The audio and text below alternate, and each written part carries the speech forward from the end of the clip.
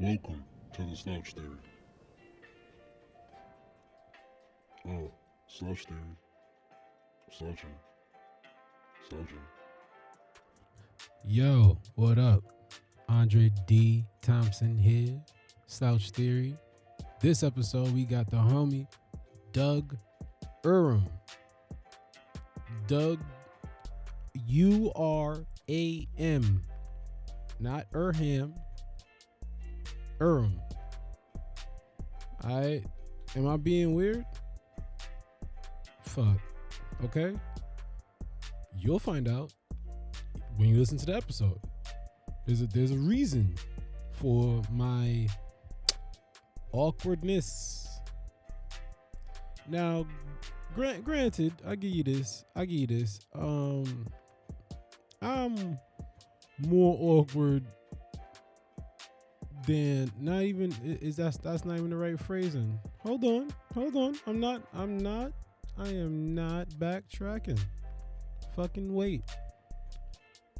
I'll say I can't blame this episode on my awkwardness. That was there before today even. This, man, I'm gonna have to do an episode talking about being awkward. Because, yeah, it's there, you know? But, wow, what a tangent out of nowhere. What the fuck? How did that happen? How did I do that? I'm introducing a show, and then I fall in a rabbit hole tangent about, I think maybe I'm awkward. Doing this, I'm like in a cage. I'm like in a thing right now. And I can't escape. Fucking I'm out. Listen, okay. Whew. This is part one.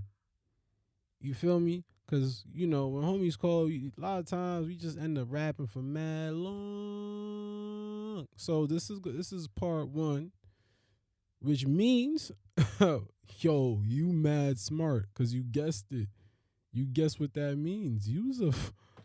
Damn, son, you's a genius. You's a genius, yo. Don't let nobody ever tell you that you're not smart, because I said this episode is part one. And I was like, I guess what that means. And then you was like, oh, this gonna be a part two? And I'm like, yo, I'm mad proud of you. So, hell yeah. Keep killing it. Andre D. Thompson, Slouch Theory, Doug Uram. Fuck! Pull it the fuck down. Dude, I got, it's a fucking blanket. I have It's a fucking green blanket. bed sheet. That's all this green screen technology is. It's a fucking blanket that you don't mind saying weird shit in front of. Oh, look at that. Slouch. Is that the name of this podcast? Yeah, homie, Slouch Theory. You know, I got bad posture and I pontificate a lot. Dude, you're lucky you're only fucking 27 with that fucking wide back, or else that shit will start bothering you. Like, start feeling bro. You got to do all kind of exercises and shit so you can ensure your back. That's what I've been doing. That's what I do too, but if my back still goes out like I'm fucking 67 years old. No, but also, bro, you got to remember, you fucking lift 600-pound deadlifts and shit like that. So you're going to have back problems. I know. I'm starting to realize that now. Like, that's it. I swear, bro, I got into calisthenics for a couple reasons. One, the injuries is way fucking less. It's like significantly. I remember when I was like thinking about going to the gym crazy, when I was just all about I gotta lift some wild heavy shit. I'd have way more injuries, or if I'm not injured, I'm at least like incapacitated a bit. You know what I mean? Like your knees somewhere. Yeah, like my fucking legs is feeling stupid. You know, I can't really move my back. I tweak my back a little bit on a lift or some shit. People that lift for real, they be injured a lot, man. Well, you see these fucking guys now all on Instagram. Every single one's got running tests like about 1,000 milligrams. Oh, every yeah. fucking week. It's like, how the fuck? Even the girls. Oh yeah, the girls too. Even with the those girls large on clips like and everything. I seen like sometimes you know your girlfriend will show you, oh, look at this girl's workout video thing, and I'm looking at the video that she showed me, and I'm like, a couple times that I've caught myself, I'm telling my girlfriend, I'm like, listen, that girl is on Anavar. Yeah. You know what I mean? And the girl, she doesn't have any idea what that shit is, but I'm like, yo, all them squats, you do not have that type of ass and fucking chiseled rock hard abs. Then you got big tit. Those that don't even go together. You need to have body fat in order to do that. Exactly. What they don't tell you is that she has to shave her fucking unibrow 3 times a week. Yo, that beautiful fucking ass, but she's got to shave her face under her chin and shit like that. Big as hell. Dude, and their voice, hi. That fucking manly China voice. I'll never forget, bro, when I was working at that hardcore bodybuilding store, and then I started meeting women who are professional. That's right. They're professional fucking bodybuilders. These women pay their bills by lifting weights. And they are fucking strong.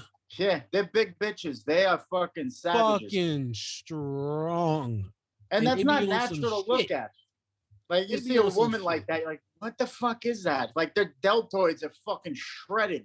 Fucking the caps, the shoulder caps, when the shit, you look like Iron Man, got the caps, bang. It's like, bro, I remember women will come in there on testosterone. Yeah, that's fucking crazy. That's insane. Have you ever seen a woman's clit that looks like that? Have you ever fucking seen Thank God to Google. You know what I mean? You Googling strong bitch pussy, you gonna see something entertaining. Dude, I fucked one girl who was on steroids. She was a volleyball player. She was trying to get a fucking scholarship. Wait. That's not the sport that I expected for the girl to be doing to acquire volleyball players or shooting up. Yeah. Dude, this bitch would spike the ball and break the fucking court in the goddamn gym. That's funny if she's going to the beach playing volleyball and just sinks the ball 30 feet down into the damn sand. Takes it People too far, are doing steroids. Yeah. For volley, that's like taking steroids for ping pong. Yeah, exactly. This is not a sport that just a roided up bowler on the beach. That shit don't make no damn sense. Hold on though, question, because you said that was the only girl you hit that was on. Was it like, because I've heard that the girls that are on sex be crazy because she has, this new insatiable sex appetite. Yeah, is that the case? She's loaded with fucking testosterone. And I was young too, so I was only in high school. So she wanted to fuck all the time. I'm like, like I didn't fucking I wasn't like a fucking animal like I am now. She's like, oh, fuck me. I'm just like, with that same voice. Yeah, exactly. Her voice deepened before mine. It was fucking damn. I'll say this though. She was fucking like, she was on steroids, but she wasn't like that jacked out of her mind. Like, but she was still big. She was a big, like, muscular chick. So she was still hot. She didn't have like the. It's one of them situations where she's like huge for a girl. Right. Versus huge, period. You just a big motherfucker. Exactly. Like, she was teetering on the edge. Like, if you were cuddling up with her in bed and you start like touching her forearm, you're almost like, oh my God. David? This is like a fucking man. Yeah. What young man is this? Is this my roommate? Young woman. Nah, dude. I remember like there's this one customer that she was a bodybuilder and she was on. It seemed like she was always on some type of cycle of something. Yeah. This bitch never came into the store not sweating. Oh. She was always sweating, and I mean that's trend. Yeah, like sweating. Yeah, trend makes you sweat like a fucking horse. Like I've heard some cool shit about Trenbolone, man. I've heard It's some. fucking nasty stuff, man. Like Tren and Deca, those two things alone are just horrible fucking compounds. Like Fuck your Deca, whole there's a body thing up. called Deca dick. I've Like heard you about feel this. horny, but your dick just Doesn't doesn't do work. shit. It does. It's just a piece of skin between your fucking legs. Like you want to fuck. It's almost like being on coke. Like you want to fuck, but you can't. It's just this dangling floppy device. Wait a minute. That's a coke thing? Where... Yeah, coke. I can't get hard on coke. I've never had. Oh shit. I can't. I mean, again, it makes you want to fuck, and like girls want to fuck on it, but you're just useless. So wait a minute. How does cocaine maintain the level of popularity that it has maintained if just dicks across the world, if nobody fucking? Because girls love it. They call it whore bait for a reason. Like girls love cocaine. Girls love coke. Yeah, so you know, if a girl likes it, you're gonna have it in your pocket when you go out. Like you're gonna have it, and girls just fucking flock to it. You throw it on the fucking table, or they find out if you have coke, and that was the night begins, and then you know the road you're going down. There's no shutdown on the women's side. Coke for women is like they feel even more sexy or something. Yeah, they're just a hole, you know. They don't give a fuck. They don't have to do anything. They just have to sit there. They just have to agree. As long as they agree, that's it. If she's just like, yes, I do like this and I want this, and you're allowed. That's the only participation required. Yeah, you're sitting there eating your pussy, and your fucking mouth is already dry from the coke and everything. And your nose is bleeding, so you're holding your nose. See, like that type of shit, I can't understand how the popularity stays high if I got a nosebleed, a dry mouth, and a limp dick. Plus, and on top of all of that, it's expensive. Yeah. So fucked up nose, fucked up mouth, dick don't work, and your pockets is broke. Yeah. And then you go home the same way. You just and then the fifth thing, like that shit is uber illegal. Yo, how the fuck did the cartels stay in business? You know how? I found this article that them niggas be selling everything. They don't just sell coke. Oh yeah, no shit. They got heroin, ecstasy. Nah, dog. Nah, bro. I ain't talking about other drugs. The cartels are in every business. These niggas sell bologna. They sell avocados. Cartels, they got their fingers in everything. So I've watched them cut that meat up when they're lopping people's heads off. They turn the meat into bologna. That's good. I seen this Mexican bologna. Cause now I'm inside the house with Wi-Fi, so you know you're gonna look up bullshit. At least I know I'm gonna look up bullshit, and then I fell in this rabbit hole of cartel endeavors, all the other shit that cartels do to make money aside from the main business. Yeah. You know, like what they call it in school. When you what's your minor? You got a major and a minor. The cartels major in cocaine and they minor in bologna. It's fucking crazy as shit. This is what they do. Project of money laundering through the fucking washing folds below my apartment. Bro, I fucking love the news. I just love hearing about the ways cartels try to get drugs through the system. Yeah. All of the different, like, fucking it's so creative. They shipped it was Kellogg's, but you know how Kellogg's got the frosted flakes. Ain't no frost, baby. It's booger sugar. Like these kids. Is it really? It was coke and they found a way to lightly coat hundreds and hundreds of boxes of cornflakes with the sweet booger sugar. Dude, how come I've never gotten a box of that? I always eat cornflakes and want to fucking pass out on the couch from diabetes. That's it. You eat cornflakes and just have high blood sugar versus a good day. Yeah, exactly. Like, you could have the day of your life. They're not going to work, but you're going to have energy. That's fucking amazing. I would have never even thought to do something like that, to just put cocaine all over fucking cornflakes. Cocaine on cornflakes. I seen one where they put it inside the banana. Yeah. And then they found a way to close the bananas back up. Really? These guys they're fucking good, man. Yeah. Talent going to waste. Yeah, exactly. You can't go the old school route where some poor Dominican girl has to shit it out at knife point in the Bronx like that. I think they're on to that method. No more women, bro. They can't keep. I remember they had there was this old lady, some old Spanish lady that had that shit strapped across her body under the clothes. Shorty was like in her 80s too. It was somebody's grandmother or aunt. And they strapped them keys on her. I don't have any cocaine on my keys. God damn. This is called the End of My Career podcast. Hey, yeah, because all how do you say that shit?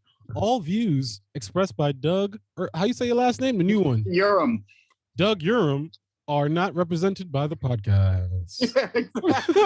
They go digging through I'm doing another foul. And wait a minute, did that white guy just imitate Spanish girl with coke strapped to its tits?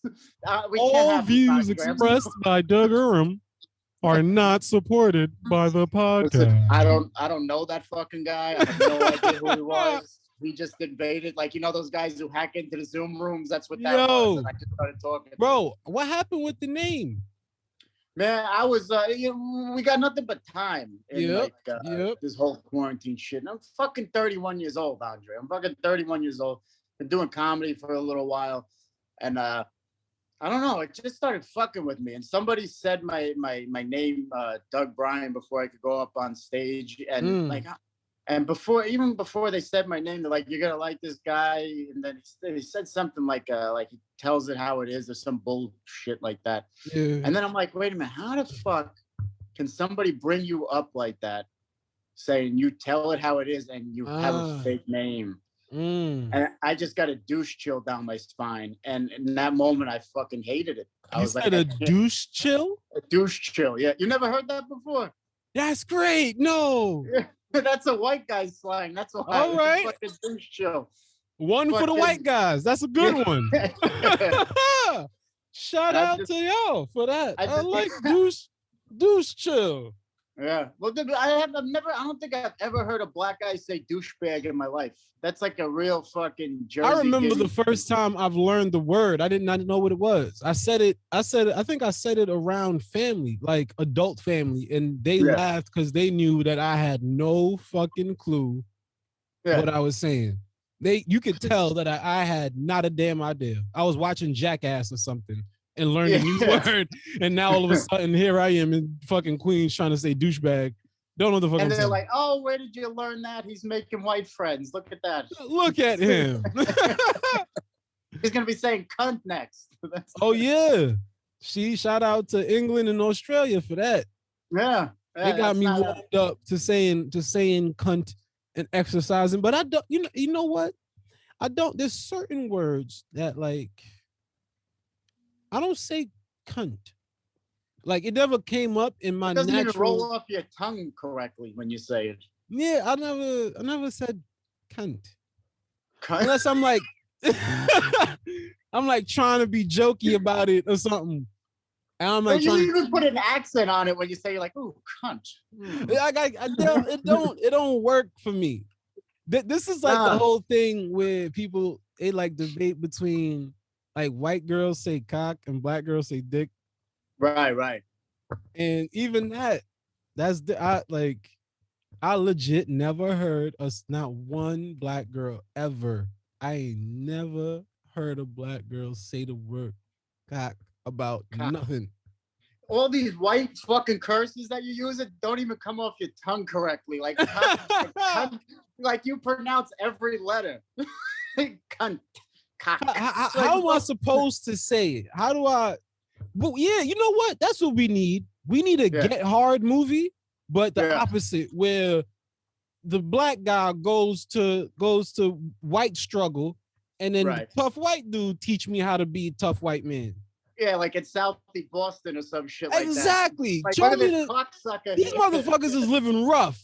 Yeah, I'm tired of seeing white people live great on TV. I know the truth. Them niggas is living tough out there. Yeah, exactly. I'm tired of seeing white people always jumping in to save the black man in the movies. It's like, when they need saving. Like, I need to see this shit. Yeah, it's not. It's like wait. The times are changing. They're gonna make fucking, what was that movie with Michelle Pfeiffer where she saves the When she black went to the school? Yeah, well, whatever. It's gonna be the opposite way. It's gonna be like Mr. Q goes to fucking Southie now. Darnell Jackson goes to South Boston to save little Billy. Yeah, to save the racist white guys in Southie. I think that's how we got into this trouble in the first place. How? I think black people went to Europe and taught white people how to like shower and shit. And then a couple years down the line, yeah, here we are. Wait, so you think black people went to Europe and taught white people how to shower? Mm-hmm. Before them, they were just like stinky dog smelling fucking Europeans. They were outside, like stabbing each other and freezing. It was cold all the time. Right. Salting their meat and shit. Yeah, it was a lot of grimace. Like that. Yeah. That grimace is also a word of the Caucasus Mountain. Yeah, I don't even know what the fuck that word means. You know, like oh, the face grimace. Oh, I was thinking of the fucking, what do you call the little McDonald's motherfucker, McDonald's. Right? That fat purple fucker. That's a little McDonald's motherfucker. Yeah. There's something that's on my mind that I try to ignore, but then the more I talk to you, is the more I can't ignore it. It seems as though you have half of your mustache, part of your facial hair is like you have one side of the goatee is a whole goatee. You are Puerto Rican on the left side of your face. Right. And then the other side is just regular old cowboy. Like, what the how? Because it doesn't, for some reason, my hair grows in like I'm a fucking burn victim, and it doesn't grow in on the fucking one side like completely. Oh, I thought you must have like did something. I thought you were doing a thing because it looks intentional. No, it's not intentional. You think I would do this fucking intentional? I'm like it's got to be a sketch or something. Thing. Doug done booked some shit, man. I'm looking. I'm like, Doug done got something. I just got this name with a half a mustache. This is just shit genetics. And it's growing in like a fucking like maintained cornfield, but just burn marks. What the fuck? I don't know why it does that.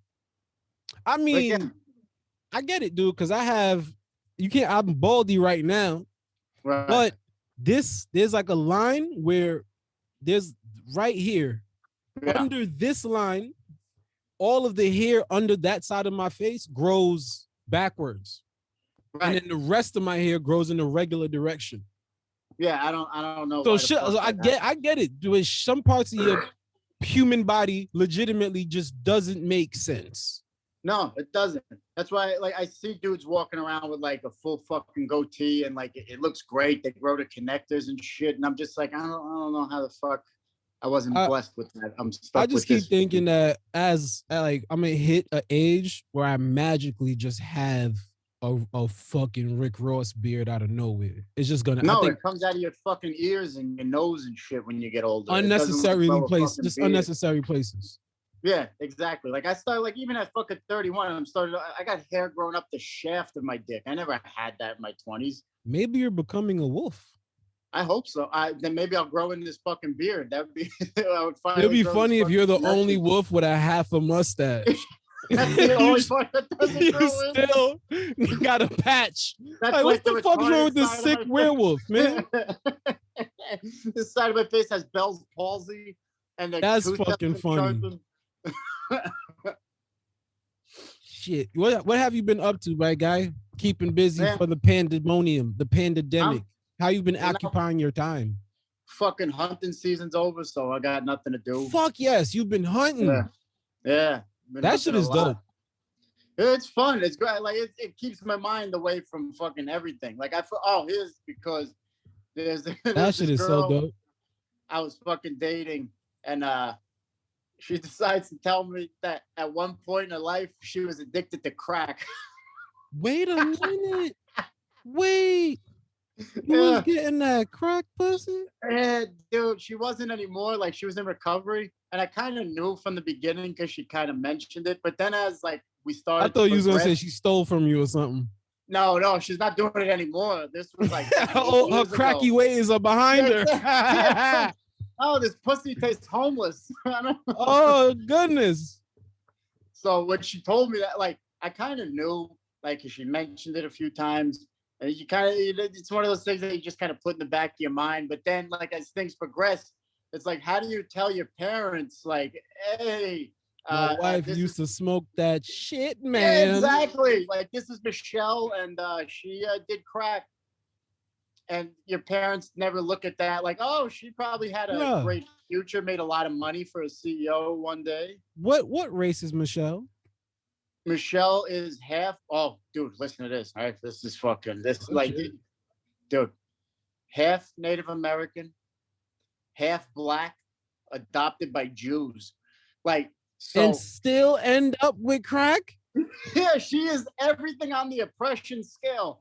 Like, this fucking girl is everything that like that's been oppressed in the country. She black native Jewish crackhead. Yeah.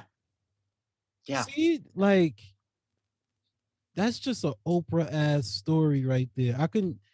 That's the type of shit that daytime television right there. Mm-hmm.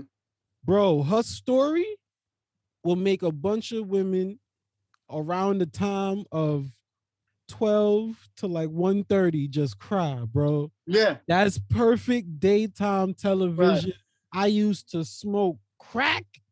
I was adopted by the Jews. I'm half black. I'm half native. Yeah. What other struggle she got? A club foot? Exactly. The bitch. She got, what and other? A mustache. Damn. She got it. Dude, all, it was weird though, because it was like, like I said, anybody who's ever done crack, like, the whole story fucking comes with it, right? So yeah. And the first time we fucked, like, I was going down on her, and I'm just saying to myself the whole time, like, this was a homeless pussy at one point. Like, this was a homeless vagina living in the fucking subway station. Oh, you saying that she was homeless at one point too? She was at one point. Like, and she comes from a good family that adopted her and shit like that. Just, just a bad seed. Okay. So it was one of them things where she kind of like chose to have like a tougher than... I get, like, well, here's the thing, because she is adopted, she doesn't know not really much about her family. Like, she knows who her father is and who her mother is, but apparently on her mother's side, they all had addictive personalities. Oh, okay. So she just... Yeah, and then the one thing leads to another. Next thing you know, you're hooked to crack and you're blowing Hasidic Jews, like, on 44th Street for $300. And, like, you hear that story and you're like, fuck, this is like... How old is she? She's a year younger than me. She's 30. All right. I'm thinking, certain eras, what I'm learning is when people were like, yo, the 90s was different. Right. Like, certain eras are legitimately... it's a different fucking place. Right. Like, so I understand where sometimes people were in a situation where they were like, they got caught up in, the plans of, I don't know, you know what I'm saying? A black native girl, the whole system is trying to kill her. Yeah, exactly. This entire country all day is trying to kill her. Exactly. She could get a scholarship from any fucking group she wants to, just based off of what the fuck. Yeah, now she could. Yeah. But back in, what was it? I'm guessing like 94. No, let me see. She's 30. No, she's 94. She would have been 6. She would have been addicted to crack at 6. I'm telling you, school was tough. Like early 2000.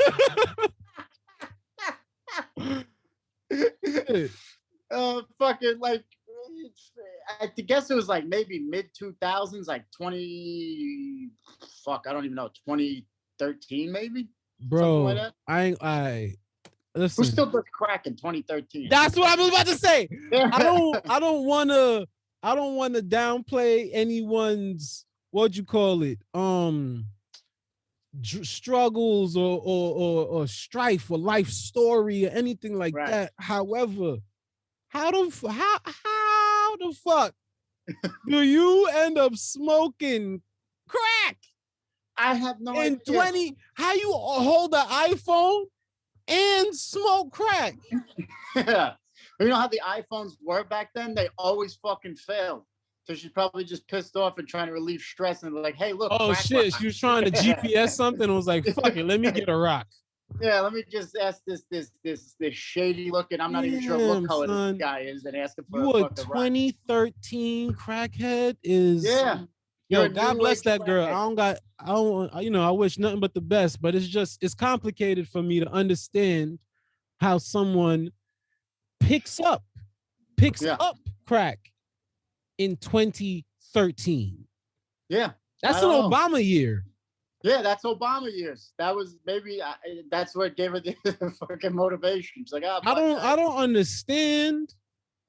Yo, 2013 was you know, what the fuck? Crack. Fucking rough years. Crack. That was my exact reaction when she first told me. I'm like, who the fuck does crack in fucking 2013? Like, if this is 1985, okay. Yeah, but, girl, I mean, go do now, go do Molly or something. Like, even that I'll understand more. Fuck crack. Yeah. That's how it started, by the way, was with Molly and with E. And then I don't know how the fuck you graduate to crack. Yeah, not 2013. From ecstasy and Molly, like, hey, crack seems like a better fucking. Not 2013. I don't understand crack in 2013 at all. Yeah, I don't get it either. But what sucked about the whole thing, like, other than that, besides the crackhead part, she was great. But and she's been clean for 8 years. But other than the crackhead part, she was a dream. Like, cause she's been clean for like 8 years or something like that. Yeah, but it's like thing, girl. every time she did something, it was like, oh, thanks, you made me a steak, but you still smoked crack for a while there. Appreciate it. So okay. From what I'm hearing is, yo, everything about this girl is amazing. Right. But 2013 was wild. 2013 is a year that her and I will never forget. Yo. That's so. All right. So now this becomes a thing of, like, how does one move past? You can't. That, dude, I couldn't get over it. I couldn't. I was like, this is fucking nuts. Like, everything else is great. Like, the way she was, her attitude, the way she treated me. Like, I put it to you this way. Like, I could see myself, like, not wanting to choke her ever. Like, if we get into a fight. Like, you know, like, we would never get into one of those fights where you have to leave the room so you don't get arrested type fights. I mean, like, hey, bro, good luck. Crackheads be strong. Yeah. That girl, she was taller than me too. She was she gonna have like some residual crack strength. Yeah. Some leftover 2013. But that's the thing, it's like she was sucking your dick with crack enthusiasm. Exactly. Oh, that's why she was so good at it. It's like she was trying to get a dime bag out of you. Now I see why they paid you $300. Oh shit. Did you ever play, like, role play with her? Like, hey, I'm gonna play drug dealer man. You pretend I got a gun on my hip, and you have to do. You this. Just be holding your TV remote on your hip, on your fucking, just holding it in your belt, and poking in her back every now and then. Just for be like, all right, I'm gonna play the drug dealer, bad drug dealer man, and you ain't got no money. What the fuck? You can even go in my car to make it real, or you can blow me out. Oh man, 2013. Crack is mean. And it's, again, everything else is about her is great, but it's fucking crack. Son. So basically, her crack outweighed her greatness. Right. How much does crack weigh? Crack weighs like about 185 pounds. That's how much. See now with that question, I think we just cracked the world. Yeah. Because how much does crack weigh in this particular scenario is a varied answer. Yeah. Because now, are we talking about the substance itself? And then in what quantity? Are we talking about crack in its cooked form or in its beginning stages? It would have to be cooked form, right? Nah, because if it's in its soda and cocaine. That's the point. Now, man, that shit bothers me. The separation that tries to exist for crackheads and coke heads pisses me off, because these are people. This is the pot calling the kettle crack. Right. That's all it is an application of temperature and the utilization of a store-bought fucking grocery product. Yeah. There is no difference in the substance. That's racist. Right. That's racism. What, the crack when it's cooked? The stigma that is attached, like the thing that you think up when crack comes, and the things that people think up when coke is mentioned, absolute on purpose world racism. Well, that's because what happened was that when you cut it and you boil it down, cocaine's very expensive, right? So that's expensive. But then because when you boil it and it's cut so many fucking times with whatever the fuck cutting agent you use, plus you get the fucking baking soda to cut it to make it into the fucking rocks. Yeah, it's $5.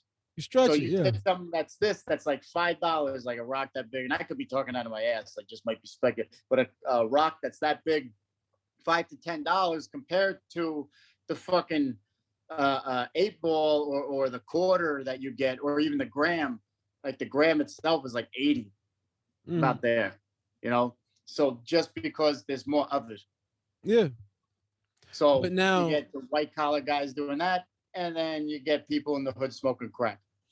That's the thing. It's racist. It's exclusion of every game. It's just excluding people from games that are going to be played. This is what I never understood. Crack didn't make it like to the lower white communities, but you know it is absolutely in the lower white communities? Meth. But that's the thing, though. Huge. That's the wildest shit, Doug. Yeah. Most crackheads are and were white. You're saying most crackheads were white. You're not including meth? No. White people smoking the fuck out of crack. I've never met a white dude that smokes crack. You didn't. Right. You 31-year-old New Jersey Doug didn't.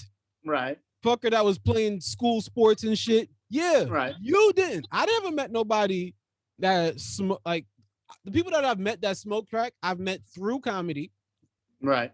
Like conversation, and then like, you know, I know a few that you're talking about, actually. People in the world, like I grew up in the hood, so if I'm at the corner store and I teach, there's a chance the nigga smoke crack. Right. You know what I mean? Like that's a 58-year-old black man that got fucking, he's here in the hood. This nigga, there's a chance he got caught up in that shit. Right. But in my personal friend, like, can I just call a crackhead? I can't just link a crackhead. Right. And I also can't just hit a person up that can sell crack either. I don't have access to these types of people. I don't know nobody that just got rocks. Yeah, I don't know. I don't know any crack dealer. I know like every other type of dealer, but not a crack dealer. But that's the thing. Like it's literally on purpose, where they were shaping the thoughts that crack is synonymous with black people. Yeah. And then cocaine was pushed as synonymous with a lifestyle. Right. It was so like the government is completely in on the marketing and the sale of drugs. Well, yeah, of course they are. I mean, there's that whole documentary out now with the fucking CIA smuggling in cocaine and kind of turning a blind eye. Man, but don't forget, I wish people had common sense. The thing was, what was different, like what the black drug dealers did. they found a way to make more profit off of the fucking whatever, let's just say a kilo of coke than white people were selling coke, and they were cutting the coke and everything. And then we have what we've always had: creative ingenuity.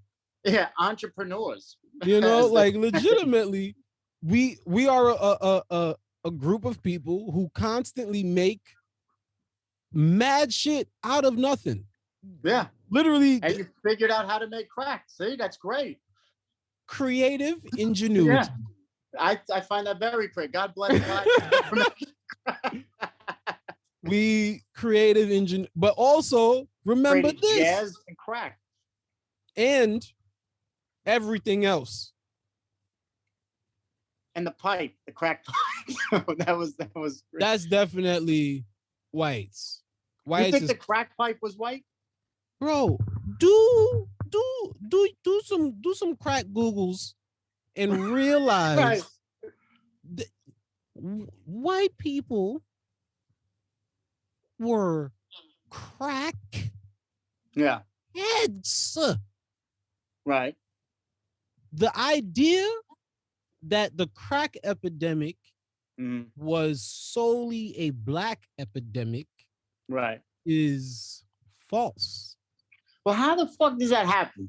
They say that it was a crack, but it wasn't really a crack epidemic. It was a fucking cocaine epidemic. But like, see, coke that's was the everywhere. thing.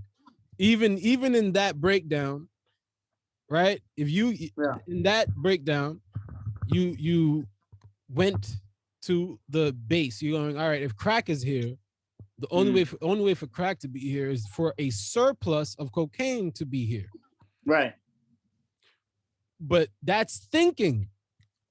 That did not take place, which is why the current understanding or stigma that exists is that crack is black. It's right.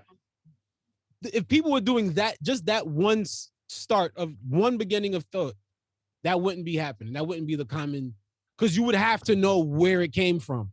Right. It would have to come from Colombian somewhere. Yeah, you would have to know. And then and even for that, the Colombian culture, they utilize cocaine, but they also use the cocoa plant too. Yeah, they chew on it. They chew on it. They make teas. They're all kind of shit they use the cocoa plant for. Spices. Find that fucking tea. Bro, all kind of shit. And that type of tea, you're gonna be slim and awake. Exactly. That's what I want. I want to be nice and lean. They fucking synthesized parts of the cocoa plant to put in supplements. Yeah, that would be amazing. Pre-workout with fucking cocoa leaves. We even think about Coca-Cola. It got started. Come on, son. Come on now. Like there's a lot of shit. There's so much shit that's just like that was crafted right for our perception of the world. Yeah. Well, think about and for what you are too. Like it's crafted for what your phylum is, your fucking people. You like right. Black people don't get the same crafting that the white person would get. Like the Asian doesn't get the same crafting, you know, like vice versa. Everybody's like, it's crazy. They got the fucking way marketing and advertising works. Huh? Yeah. They even figured that out in fucking drugs. Bro, it's crazy. Like, you know what I still have yet to meet? I've never met a black meth head. I've never seen one in my fucking life. I've seen plenty of white meth heads. I'll promise you this. Yeah. There is a black meth head. The dude live in fucking New Mexico. Right. Or Pennsylvania. And he grew up around white people. Right. He or she grew up around white, and they had white friends. They only sing My Chemical Romance and Green Day or some shit. Yeah. You know what I mean? You ask them, yo, what's your favorite Dipset song? They'll be like, who? Who the fuck is that? Like, it's one of those. No even black person like that know Dipset smoke meth. No, there's not one black person that can recite Killer Cam smoke meth. That's a fact. That's a scientific fact. Yeah, there's never gonna be like I can't see a black guy listening to fucking DMX as he's about to fucking cook up a bowl. Digging meth. a nice bowl of meth. I don't see that happening. Him like fucking X gonna give it to you. His fucking eyes and his teeth are biting through his fucking lip. Damn. I can't imagine a black guy doing that. Like I've seen white meth heads all the time, especially like no, where it is too. It's the spirit of the person. You know, like black people in America, like the drug user that's black, they're usually probably like trying to take the edge off.